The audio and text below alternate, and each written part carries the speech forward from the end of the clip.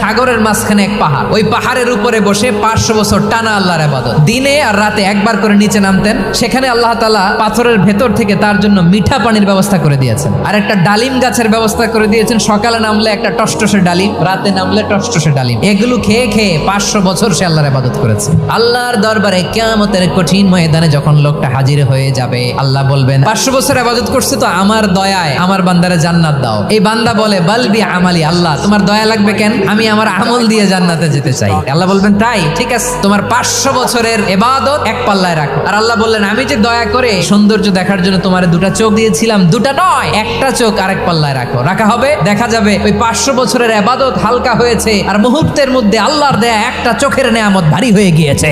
ফলাফল দেখো, হিসাব বলে তুমি এখন জাহান্নামে যাবা, যাও এবার জাহান্নামে যাও। এবার লোকটা কাচুমাচু করে বলে আল্লাহ এবার আমি বুঝতে পেরেছি তোমার দয়া ছাড়া দুনিয়ায় কেউ জান্নাতে যেতে পারবে না।